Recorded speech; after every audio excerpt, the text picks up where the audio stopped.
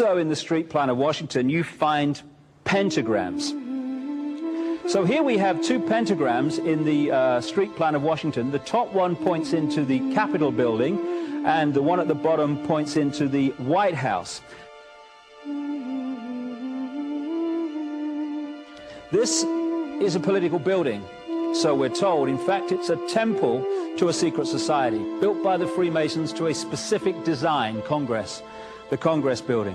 Where did it get its name from? Capitol Hill, from a sacred place of the Roman Brotherhood going way back called Capitoline Hill. And when Madeleine Albright, high priestess of this brotherhood, became Secretary of State, and she went across on her first overseas visit to Europe, she actually went to Rome and made an official visit, what for her would have been a pilgrimage to Capitoline Hill in Rome, and that's where we get Capitol Hill from. This is George Washington.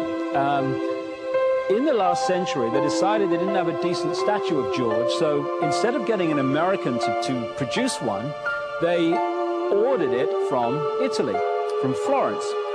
And when it arrived on the dockside, people were staggered, because here was George, the first president of the United States, depicted naked from the waist up with this cloth over his Bill Clinton's, and then pointing up one arm, pointing down the other. What's going on? Unless you realize where these people are coming from, it's inexplicable.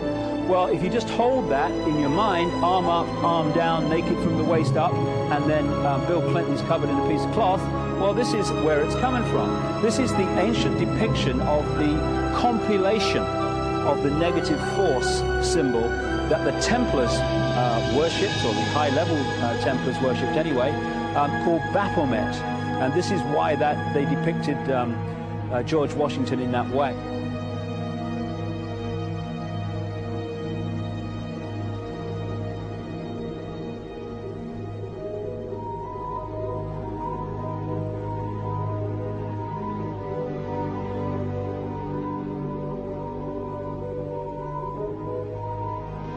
What has come to light is that it's now been, it is not so surprising for a lot of people that there are covens amongst the very educated class, architects, doctors, lawyers, priests, brokers, and the leisure class. These are people who have made pacts with the devil. That's right. It's really the best, the more accurate way of describing it would be that they have indulged themselves in the worship of the goat, of the prince, of the serpent, of Satan, of Lucifer, and they lead perfectly normal lives. They're jewel merchants. They travel. They're prominent in their own way, but they do have this indulgence. Father, here's a part of that I can never understand. That has never made sense to me, and that is, if somebody were to make a pact with the devil, then obviously the implication is if the devil is there to make a pact with them, to make a deal, to make their life, this short mortal life on earth, pleasurable, with money or women or travel, or more interesting, whatever it is they want. Yes. Then they are aware of the presence of the devil, and they are obviously aware then of the presence of God as well, and they nevertheless make a conscious, stupid, short-term, blind choice to take what they can get in this lifetime. And to embrace one, you must embrace the other. It's not like it's some wishy-washy person. I know you do. It is a very not easy to understand, except when you talk with them, when they let their hair down and peel grapes, as we say, and when they're on their way to being cured of what or healed is the proper word. You find that there's an exhilaration and a satisfaction which is both sensual and sexual and mental when they really indulge in Luciferian worship. There is a peculiar exhilaration. Like a drug, then? Yes, it's a peculiar exhilaration. And of course, the godly instincts in us all, the angelic in us all, because we all have something angelic and something godly, besides everything else, a lot of other negative things, that is quenched.